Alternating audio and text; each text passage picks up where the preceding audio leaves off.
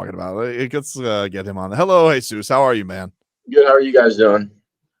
Look, man, you grew up down here. You hate the Mets fans as much as I do.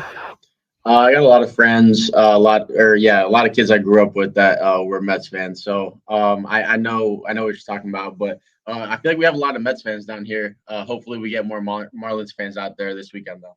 Yeah, so you know what like growing up down here with the family kids who inherit their New York teams and all that.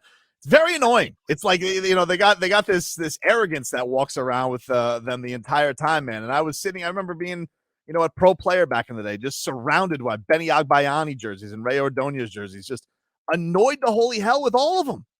It just Yeah, a lot of Yankees, a lot of Mets, a lot of Ranger fans. So you get a little bit of everything. A lot of Giants fans. How hyped are you going in, man? This spring training winding down. You guys are a couple days out. What's the vibes like these last couple days before the season gets going?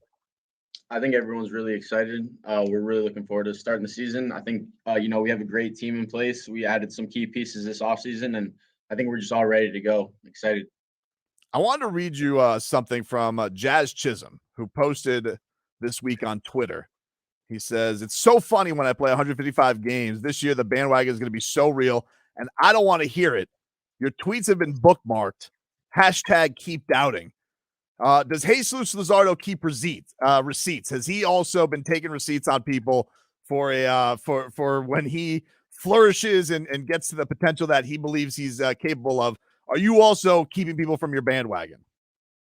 Uh, I think everyone kind of keeps in the back of their mind like a little bit of fuel, to fuel their fire. But I mean, I know I had a real bad year in 21, and then obviously got hurt at times last year.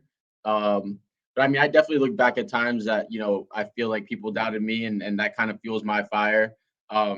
I'm not really the type to keep receipts and go out and say it, but I could say that I keep probably a little book in the back of my head for sure.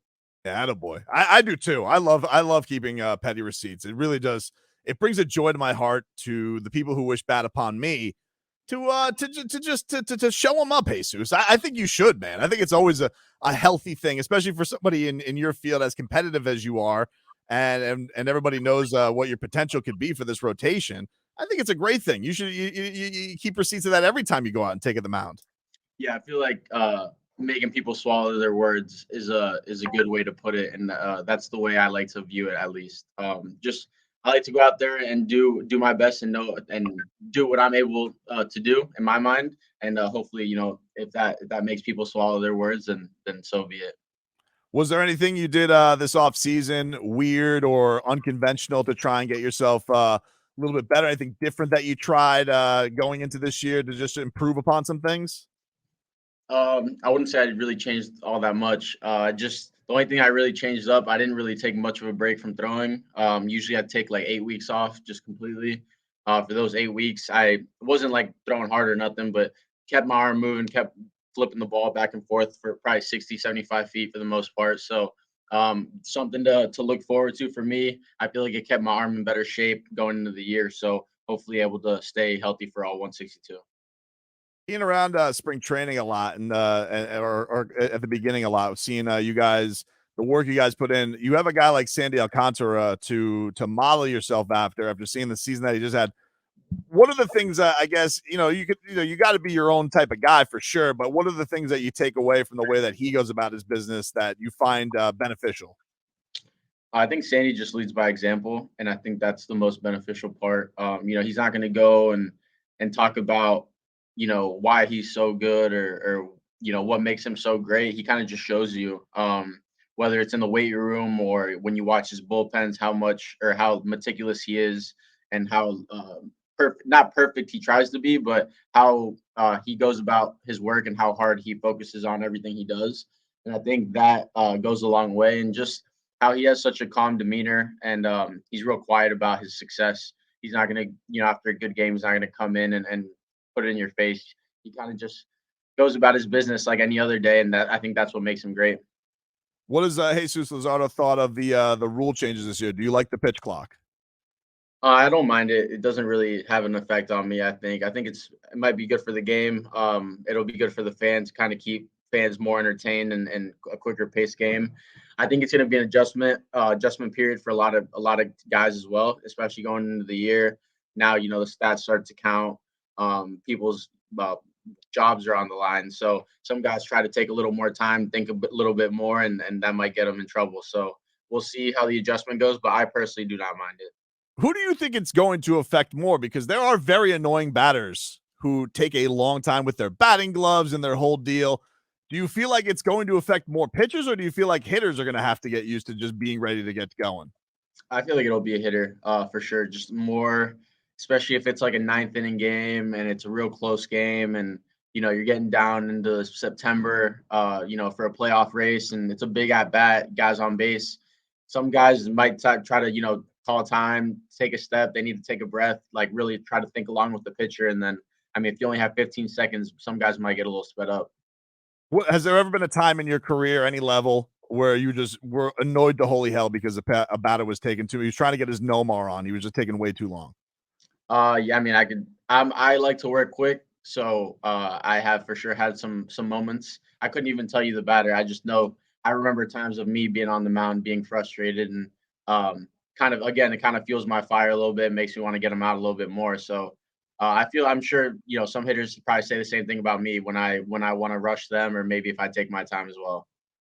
Talking to Jesus Luzardo, Marlins pitcher. You guys got opening day coming up. We'll be out there broadcasting live coming up on Thursday, Marlins and Mets, and very much looking forward to giving all Mets fans the business, whoever's in there, and shutting them up. As Jesus Luzardo pointed out early on, this is a fan base I cannot stand. Are you excited, man? There's a lot of fun things going on in the South Florida sports landscape. Are you Canes fan? Are you watching March Madness at all? Are you keeping up with that stuff? And if so, how much are you enjoying it?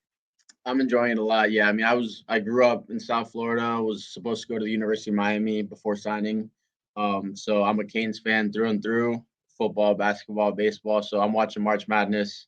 Just keeping up with. I was watching the women's team and the men's team yesterday. So I'm rooting for them in the Final Four here. It's nutty, right? Like to think the Canes are finally in a Final Four. Jim Larinaga getting it on the anniversary of him taking George Mason to the Final Four. Like I was watching that game yesterday, and I'm thinking to myself, man, it doesn't feel like this. It just felt at times like this wasn't going to be their day because Texas couldn't miss. But when it started turning around, like they snowballed it, man. It was such an impressive comeback. Yeah, no, I felt like I put the game on. I was watching with some friends. All of a sudden, they were down a bunch. I go outside. I was cooking, and then I come back in maybe like 3-4 minutes later, and they're like down 4. So I mean, they definitely snowballed it, and I mean that's what they got to do, just keep it rolling. But I'm definitely pulling for them. So and I mean I'm pulling for FAU as well. I live maybe 15, 20 minutes from that campus, so I have a lot of friends, a lot of family that actually went there as well. Yeah, it's such a cool thing to see down here, and we got so many things going on between this, the playoffs between the Panthers and Heat starting up, you guys starting up. Dolphins are always kind of in the landscape. Are you a big Dolphins fan as well? Big Dolphins fan and Panther fan as well. To a believer or to a skeptic? Where are you? Where No, does Jesus Luzardo? I'm a believer. I just hope he stays healthy, and obviously health is the most important thing, and for anyone, but especially I mean an athlete and a guy dealing with the concussions and stuff like that. But I mean if he comes back healthy, ready to go, I'm definitely a Tua believer. I think he could take this team a long way. Plus, you got the lefty connection. It's like Yeah, exactly. Yeah. you got to stick together, Jesus. No, I'm a fan. Yeah, I mean, I watched him. I was a fan since he was over at Bama. I feel like he's overcome a lot with the hip stuff, with a couple other injuries. So I'm definitely pulling for him.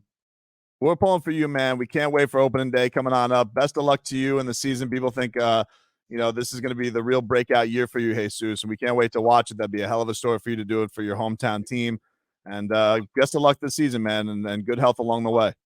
I appreciate it. Thank you guys. You guys have a good one.